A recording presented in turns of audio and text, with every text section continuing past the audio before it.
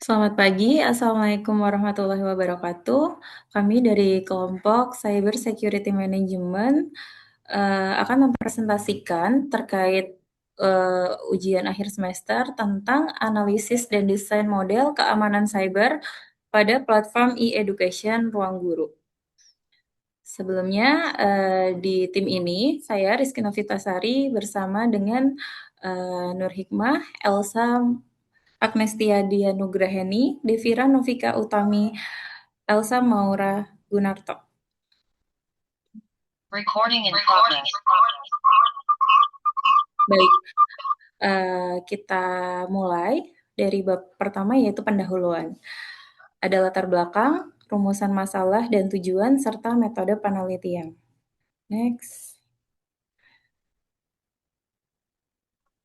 Jadi latar belakangnya adalah transformasi digital dalam bidang pendidikan telah mendorong penggunaan platform e-education secara luas, baik di tingkat internasional maupun domestik.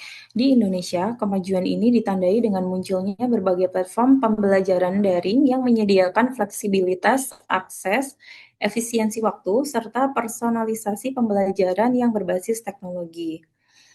Peningkatan adopsi teknologi itu tidak disertai dengan kesiapan manajemen keamanan cyber yang cukup.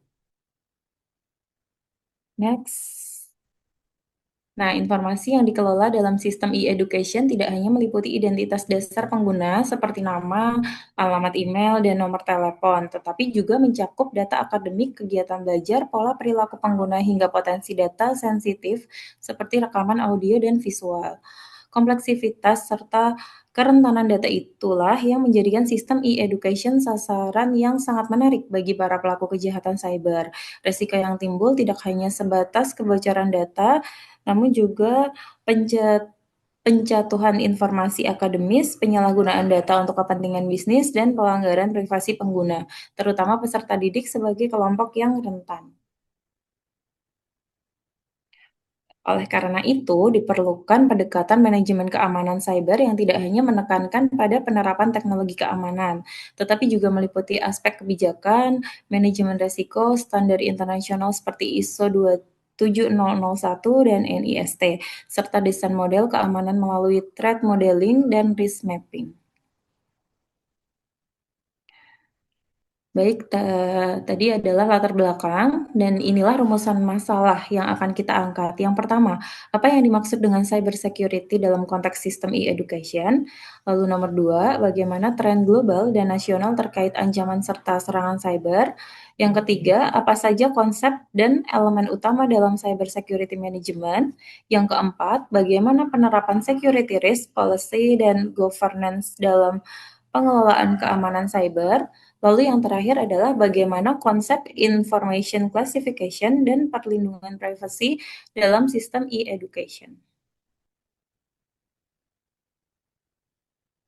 Oh, masih ada lagi yang nomor 6 itu, apa saja bentuk ancaman dan serangan cyber yang relevan terhadap sistem e-education, bagaimana karakteristik risiko keamanan data pada platform e-education dalam konteks organisasi, lalu yang nomor 8, bagaimana penerapan standar keamanan informasi seperti ISO 27001 dan NIST dalam sistem e-education, dan bagaimana perancangan threat modeling dan risk mapping pada sistem e-education, lalu bagaimana pengembangan model cyber security management lanjutan, serta simulasi implementasinya.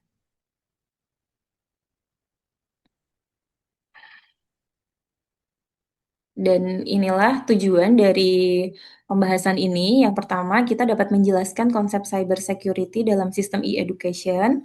Yang kedua, kita dapat menganalisis tren ancaman dan serangan cyber secara global dan nasional, lalu mengkaji elemen-elemen utama dalam cyber security management, lalu menjelaskan penerapan manajemen risiko, kebijakan, dan tata kelola keamanan cyber, dan bisa mengkaji konsep klasifikasi informasi dan perlindungan privasi data.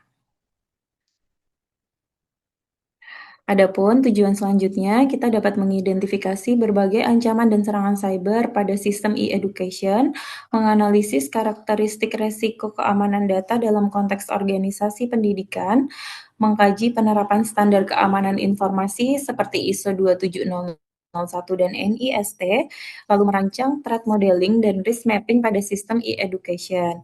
Dan kita dapat mengembangkan model cyber security management serta mensimulasikan implementasinya.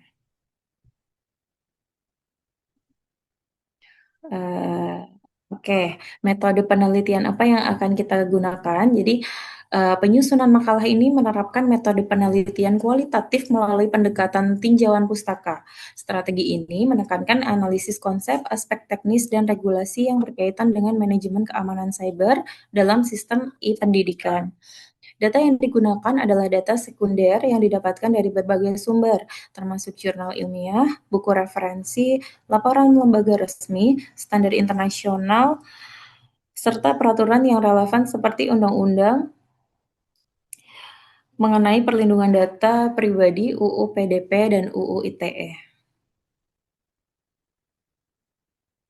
Analisis dilaksanakan secara mendalam dengan meneliti hubungan antara konsep norma dan praktik penerapan keamanan cyber, serta mengidentifikasi perbedaan antara kebutuhan yang diharapkan dan situasi nyata dalam pengelolaan sistem e-education.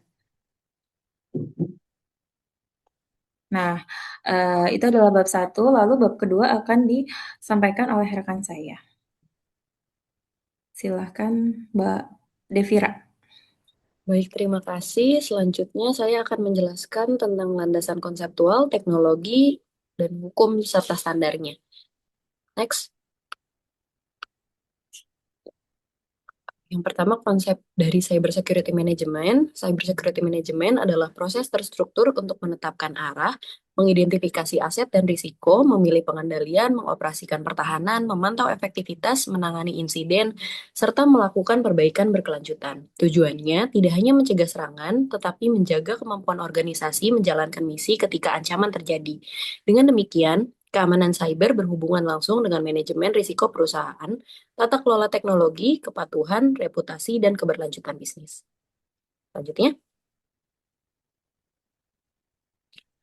prinsip dasar keamanan informasi dikenal sebagai CIA Triad, yaitu confidentiality, kerahasiaan memastikan informasi hanya diakses pihak berwenang, kemudian integrity, integritas menjaga data tetap akurat dan tidak berubah tanpa otorisasi, dan availability, yaitu ketersediaan memastikan sistem dapat digunakan saat dibutuhkan. Untuk platform pendidikan, prinsip tersebut diperluas dengan authenticity, keaslian diperlukan untuk memastikan identitas siswa dan guru, accountability, akuntabilitas membutuhkan audit trail, catatan kronologis terperinci yang secara otomatis merekam setiap aktivitas, transaksi, atau perubahan data di dalam suatu sistem. Kemudian ada privacy, yaitu membatasi pemrosesan data, dan safety untuk melindungi pengguna anak. Kemudian ada resilience, yaitu memastikan pembelajaran dapat dilanjutkan ketika sistem mengalami gangguan. Next. Pendekatan defense in depth menempatkan pengendalian pada beberapa lapisan, sehingga kegagalan satu kontrol tidak langsung membuka seluruh sistem. Zero trust melengkapi pendekatan tersebut dengan asumsi never trust, always verify, yaitu setiap pengguna, perangkat, aplikasi, dan permintaan akses harus diverifikasi berdasarkan identitas, konteks, dan tingkat risiko. Dalam lingkungan e-education yang diakses dari banyak perangkat dan lokasi, identitas dan data menjadi perimeter baru. Next. Kemudian ada konsep dan teknologi keamanan jaringan komputer. Next. Yang pertama ada segmentasi dan arsitektur jaringan. Segmentasi jaringan berarti membagi jaringan menjadi beberapa bagian sesuai fungsinya, seperti jaringan publik, aplikasi, database, pengembangan, dan cadangan. Setiap bagian memiliki aturan akses yang berbeda dan dilindungi oleh firewall. Tujuannya adalah membatasi dampak jika terjadi serangan. Jadi, jika satu bagian berhasil diretas, penyerang tidak bisa langsung masuk ke seluruh sistem. Kemudian ada firewall, WAF, API gateway, dan DDoS protection. Firewall berfungsi untuk menyaring koneksi yang masuk dan keluar dari jaringan. Web Application Firewall melindungi aplikasi dari serangan melalui web, sedangkan API Gateway mengatur siapa aja yang boleh mengakses API dan membatasi jumlah akses. DOS Protection digunakan untuk mencegah sistem lumpuh akibat trafik yang sangat besar. Hal ini penting dalam e-learning karena saat ujian atau kelas dimulai, jumlah pengguna itu bisa meningkat secara tiba-tiba. Sistem harus bisa membedakan lonjakan mana yang normal dan maupun yang serangan. Kemudian ada IDS atau IPS, NDR, dan pemantauan jaringan. IDS atau Intrusion Detection System berfungsi untuk mendeteksi aktivitas atau koneksi yang mencurigakan, sedangkan IPS atau Intrusion Prevention System dapat langsung memblokir aktivitas tersebut. NDR atau Network Detection and Response digunakan untuk memantau lalu lintas jaringan dan mencari aktivitas yang tidak normal, seperti penyebaran serangan atau perpindahan penyerang dari satu sistem ke sistem lainnya. Semua informasi tersebut kemudian dikumpulkan agar tim keamanan dapat memantau dan menganalisis kondisi sistem secara keseluruhan. Next. Next. Oh, oh. Kemudian ada enkripsi komunikasi dan, maaf, mundur lagi. Enkripsi komunikasi dan akses jarak jauh. Enkripsi digunakan untuk melindungi data saat dikirim melalui internet agar tidak mudah dibaca atau dicuri. Untuk akses jarak jauh, keamanan tidak cukup hanya menggunakan VPN. Sebaiknya digunakan juga multifaktor account atau MFA dan perangkat yang sudah terdaftar atau dikelola oleh organisasi. Data penting seperti password, token, dan kunci keamanan juga harus disimpan di tempat yang aman, bukan ditulis langsung di dalam kode atau konfigurasi sistem.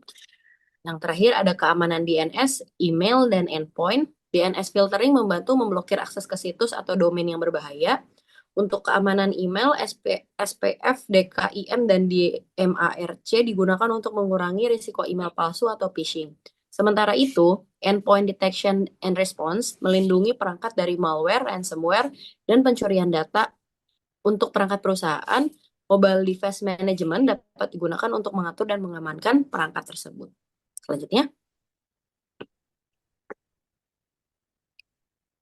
pengamanan data dan jaringan. Keamanan tidak hanya bergantung pada teknologi, tetapi juga pengelolaan data yang baik. Organisasi harus tahu data apa yang dimiliki, di mana data disimpan, siapa yang boleh mengakses, untuk apa data digunakan. Data penting seperti data anak, identitas, pembayaran, dan password harus mendapat perlindungan yang paling tinggi.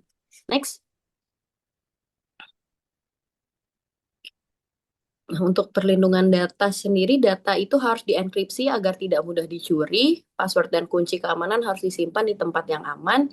Informasi sensitif dapat disamarkan atau diganti dengan kode. Kemudian untuk sistem data loss prevention, membantu mencegah data bocor melalui email, cloud, atau perangkat. Kemudian untuk pengaturan akses penggunanya, setiap pengguna hanya boleh mengakses data sesuai kebutuhannya. Gunakan MFA atau verifikasi tambahan saat login. Akun administrator harus dipisahkan dari akun biasa. Aktivitas penting harus dicatat dan dipantau. Untuk data anak harus dipastikan bahwa orang yang mengakses benar-benar orang tua atau wali yang berhak. Next.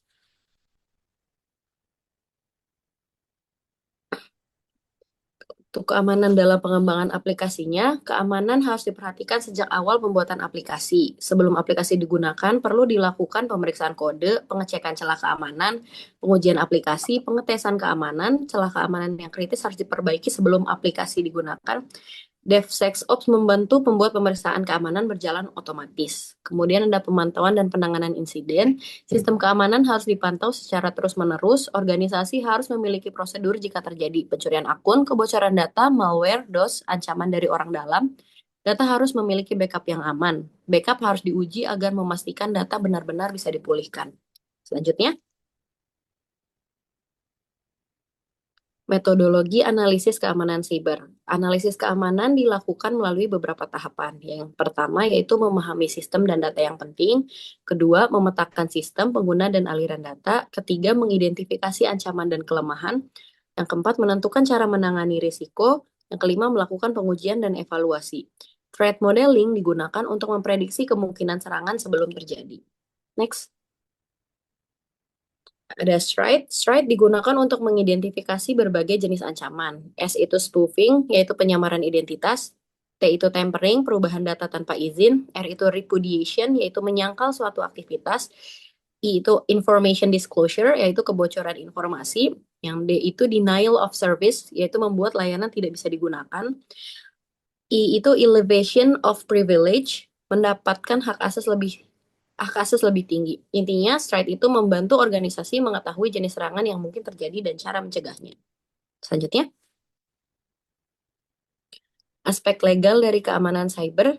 Yang pertama itu ada Undang-Undang ITE. UU ITE ini mengatur penggunaan sistem dan transaksi elektronik di Indonesia. Sistem elektronik harus aman, andal, dan bertanggung jawab. Organisasi itu perlu menerapkan pengendalian akses, pengamanan data, pencatatan aktivitas, audit, dan penanganan penyalahgunaan sistem. Kemudian ada Undang-Undang Keterbukaan Informasi Publik. Masyarakat memiliki hak untuk mendapatkan informasi dari badan publik, namun informasi pribadi dan informasi rahasia tetap harus dilindungi. Organisasi juga harus membedakan informasi yang boleh dipublikasikan, data pribadi siswa, password dan data keamanan, serta rahasia perusahaan. Next. Ada Undang-Undang Perlindungan Data Pribadi. UU PDP ini menjadi dasar utama perlindungan data pribadi di Indonesia, yang itu menyebabkan organisasi harus menjelaskan penggunaan data, menjaga keamanan data, membatasi penggunaan data sesuai tujuan, memberikan hak kepada pemilik data, menangani kebocoran data. Perlindungan harus lebih diperhatikan karena terdapat data anak, orang tua, data akademik, dan data pembayaran. Kemudian ada GDPR, yaitu General Data Protection Regulation, yang merupakan aturan perlindungan data yang berlaku di Uni Eropa. Dapat berlaku bagi organisasi yang memiliki pengguna dari Uni Eropa. Prinsip utamanya, data digunakan secara jelas dan sesuai tujuan, data yang dikumpulkan tidak berlebihan, data harus akurat dan aman, data tidak disimpan lebih lama dari yang diperlukan, dan data anak membutuhkan perlindungan dan persetujuan yang lebih ketat. Selanjutnya, standar keamanan informasi ada ISO IEC 27001, yaitu standar untuk mengelola keamanan informasi yang mengharuskan organisasi untuk mengidentifikasi risiko, menentukan kontrol keamanan, melakukan audit, mengevaluasi keamanan, melakukan perbaikan secara berkala, yang tujuannya bukan hanya mendapatkan sertifikat, tetapi membangun sistem keamanan yang teratur dan berkelanjutan. Kemudian, NIST Cyber Security Framework membantu organisasi mengelola keamanan melalui 6 langkah. Yang pertama ada govern, membuat aturan dan tanggung jawab. Kemudian ada identify, mengetahui aset dan risiko. Protect, melindungi sistem dan data. Detect, mendeteksi serangan. Respond, menangani serangan. Recover, yaitu memulihkan sistem. Selanjutnya, untuk perbedaannya ISO 27001 versus NIST CSF ini, kalau ISO itu fokus pada sistem manajemen dan audit keamanan, sedangkan NIST fokus pada pengelolaan dan komunikasi risiko. Keduanya bisa digunakan bersama untuk memperkuat keamanan organisasi. Selanjutnya, keamanan perlu menyesuaikan perkembangan teknologi seperti cloud, AI, API, dan layanan pihak ketiga. Strategi yang dapat digunakan yaitu Zero Trust, setiap akses harus diverifikasi, Secure by Design, keamanan diperhatikan sejak awal, Privacy by Design, yaitu privasi diperhatikan sejak awal, DevSecOps, keamanan dimasukkan dalam proses pengembangan aplikasi, Continuous Monitoring, yaitu keamanan dipantau terus-menerus, Cyber Resilience, sistem harus mampu bertahan dan pulih setelah serangan. Untuk platform pendidikan, keamanan tidak hanya tentang teknologi. Hal yang penting adalah keamanan data anak, perlindungan privasi, keamanan akun orang tua dan siswa, kontrol orang tua, literasi digital, dan pencegahan penyalahgunaan data. Keamanan siber yang baik bukan hanya mencegah serangan, tetapi juga melindungi data pengguna dan memastikan layanan pendidikan tetap berjalan. Selanjutnya, materi selanjutnya akan dijelaskan oleh rekan saya, Agnes Tiadian. Baik, terima kasih. Selanjutnya masuk ke bab 3, yaitu tentang gambaran studi kasus ruang guru. Ada 4 pokok bahasan yang dibahas di bab 3. Yang pertama ada profil dan karakteristik layanan. Yang kedua aset informasi kritis. Yang ketiga arsitektur logis konseptual. Serta yang terakhir tentang tujuan keamanan dari platform ruang guru. Oke, yang pertama mengenai profil dan karakteristik layanan. Ruang Guru itu menyatakan misinya untuk menyediakan dan memperluas akses pendidikan berkualitas melalui teknologi. Layanan publiknya mencangkup aplikasi dan situs web pembelajaran, konten video, latihan soal, layanan interaktif, serta program untuk sekolah atau organisasi, dan layanan pendukung lainnya.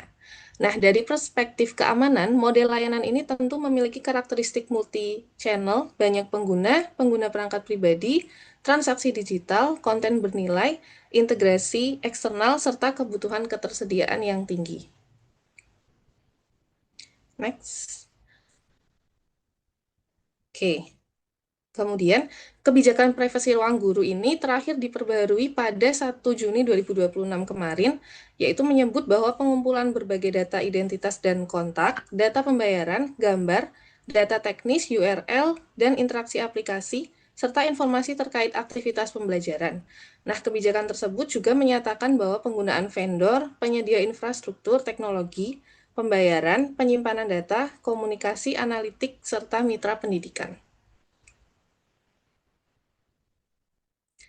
Oke, yang kedua mengenai aset informasi kritis.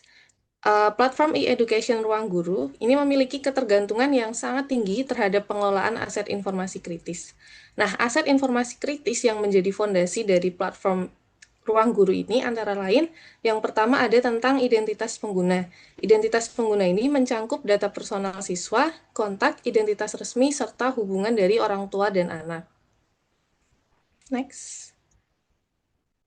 Nah, data-data tersebut tentunya memegang nilai bisnis vital untuk proses registrasi, verifikasi akun, layanan dukungan atau customer support, sehingga membutuhkan jaminan kerahasiaan atau confidentiality, akurasi data yang tinggi, serta pengelolaan persetujuan atau konsen yang ketat yang sesuai regulasi perlindungan data pribadi.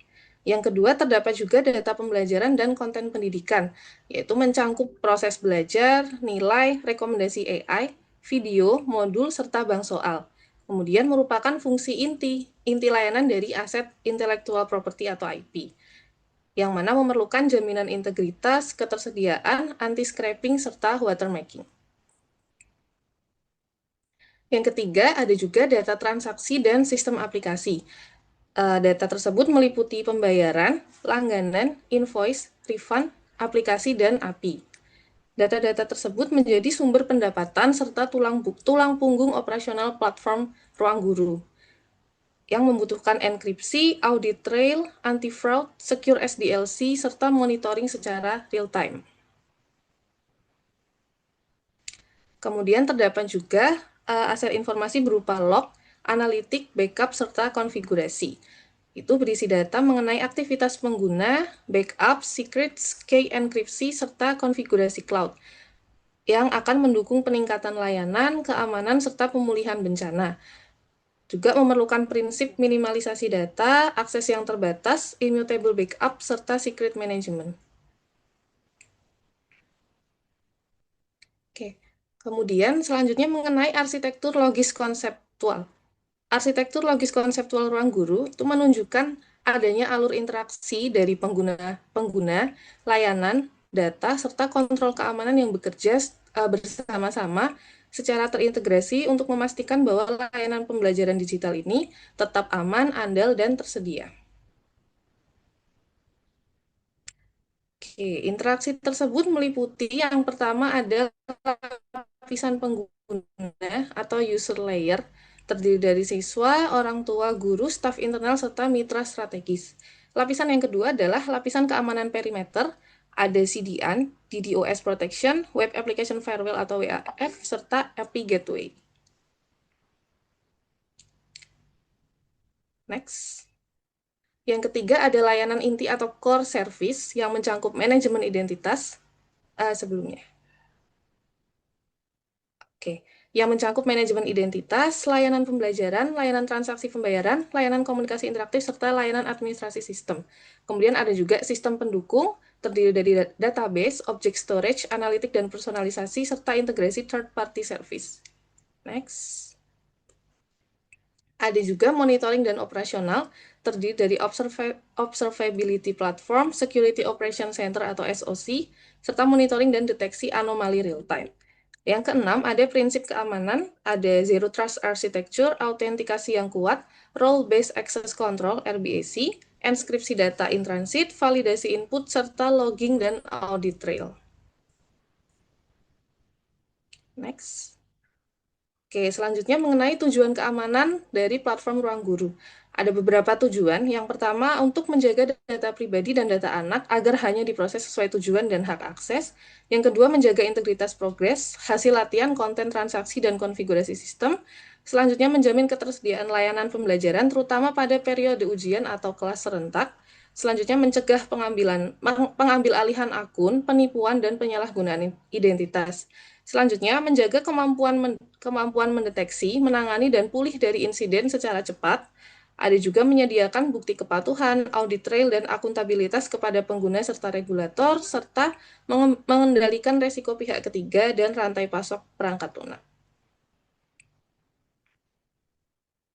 Oke, selanjutnya bab 4 akan dilanjutkan oleh rekan saya.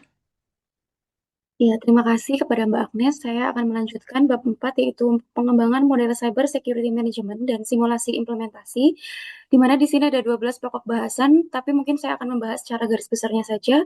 Yang pertama ada mengapa model keamanan cyber perlu dikembangkan. Yang kedua ada model keamanan yang dikembangkan. Yang ketiga ada prinsip zero trust dan defense in depth. Yang keempat ada threat modeling dengan STRIDE. Yang kelima ada risk mapping. Yang keenam ada desain model keamanan cyber. Yang selanjutnya mungkin ada fungsi komponen utama model. Yang kedelapan ada pemetaan terhadap ISO. Yang kesembilan ada strategi keamanan cyber lanjutan, roadmap implementasi 12 bulan, simulasi insiden, dan bagaimana keberhasilan simulasi diukur. Next. Yang pertama ada mengapa model keamanan cyber perlu dikembangkan. Model keamanan cyber perlu dikembangkan karena permukaan serangan platform digital semakin luas. Selanjutnya, next. Kemudian, model yang diusulkan memiliki 3 unsur utama. Yang pertama, kebijakan yang mengatur autentikasi, otorisasi, less privilege, dan evaluasi risiko.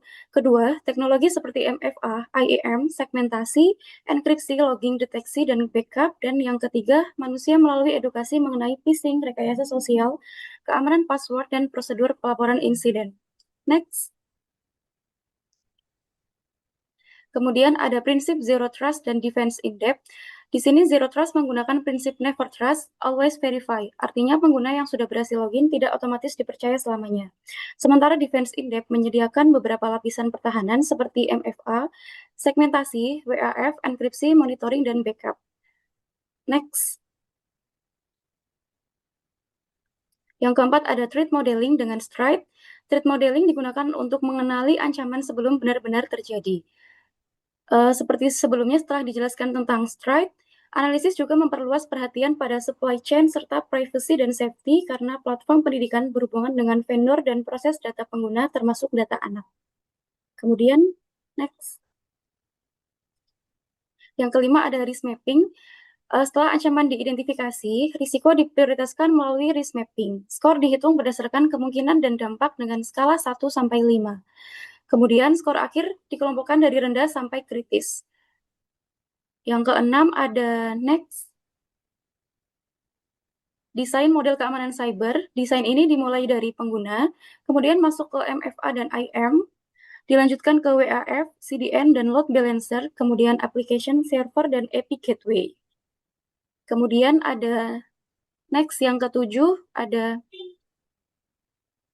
fungsi komponen utama, di mana MFA mengurangi risiko pengambil alihan akun ketika password dicuri. IAM mengatur identitas dan hak akses, WAF melindungi aplikasi web, sedangkan API Gateway mengendalikan akses terhadap layanan API. Next. Pemetaan terhadap ISO IEC 27001-2022. Model keamanan kemudian dipetakan ke ISO IEC 27001-2022 yang diposisikan sebagai Sistem Manajemen Keamanan Informasi atau ISMS. Organisasi perlu menetapkan ruang lingkup, melakukan risk assessment, dan menentukan treatment, serta menyusun statement of applicability, menjalankan kontrol, melakukan audit, dan melakukan perbaikan berkelanjutan. Kemudian, next. Yang kesembilan ada strategi keamanan cyber lanjutan. Setelah kontrol dasar stabil, organisasi dapat meningkatkan kematangan melalui continuous security validation. Contohnya breach and attack simulation, purple teaming, chaos engineering, attack surface management, dan threat intelligence. Kemudian yang ke-10, next. Yang ke-10 ada roadmap implementasi 12 bulan. Implementasi dilakukan bertahap selama 12 bulan, di mana fase awal berfokus pada baseline dan risiko kritis. Berikutnya, organisasi memperkuat identity dan visibility. Pada bulan ketiga sampai ke-6, secure SDLC dan keamanan API serta cloud diperkuat. Yang ke-11, next. Yang ke-11 ada simulasi insiden, di mana skenario yang digunakan adalah account takeover dan eksfiltrasi API, di mana pelaku menggunakan kombinasi email dan password hasil kebocoran layanan lain untuk melakukan credential stuffing.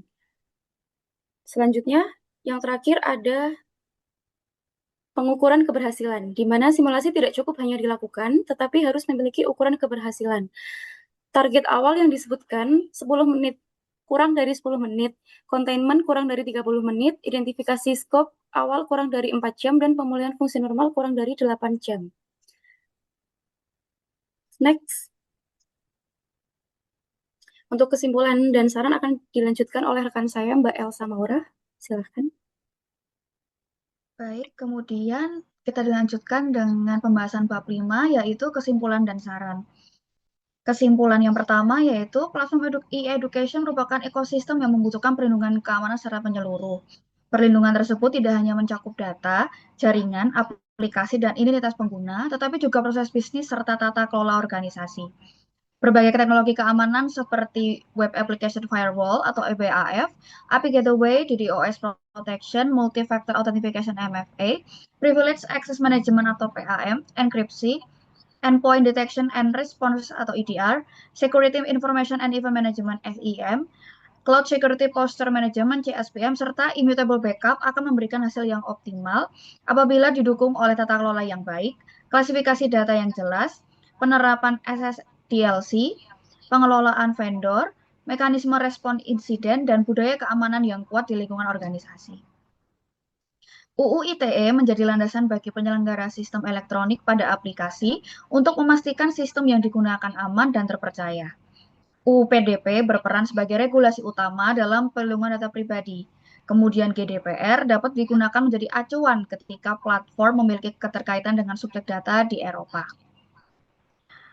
Pada akhirnya, seluruh upaya tersebut diarahkan untuk mendukung keamanan platform sekaligus menjamin keselamatan dan perlindungan anak sebagai tujuan utama dengan menempatkan governance sebagai fondasi utama, identitas dan data sebagai aset inti yang harus dilindungi, dan aplikasi cloud sebagai lapisan teknis utama, serta SOC dan mekanisme pemulihan sebagai kemampuan operasional. Kemudian saran, yang pertama, resiko cyber dan privasi harus menjadi bagian integral dari enterprise risk management serta mendapat perhatian langsung dari tingkat direksi. Kemudian mengembangkan sistem manajemen berbasis ISO 27001 dan menggunakan pendekatan current serta target profile NIST CSF 2.0 untuk menyusun roadmap keamanan yang terukur. Kemudian menyusun dashboard KPI dan KRI yang objektif untuk direksi, sehingga korelasi antara investasi keamanan dengan penurunan tingkat risiko bisnis terlihat jelas. Kemudian menerapkan MFA, kapabilitas PASKI, manajemen hak istimewa, dan prinsip least privilege untuk mencegah penyalahgunaan akun. Kemudian ada pengamanan siklus pengembangan atau SSDLC dengan melakukan threat modeling sebelum penambahan fitur, uji kerentanan API, dan menerapkan security gate di dalam proses. Kemudian ada pemetaan aliran data, meningkatkan deteksi dan respons dengan mengembangkan SOC tidak hanya untuk memonitor log, tetapi fokus pada pembangunan skenario ancaman realistis untuk deteksi yang lebih cepat dan akurat. Kemudian ada pengujian pemulihan seperti efektivitas sistem backup. Kita lanjutkan.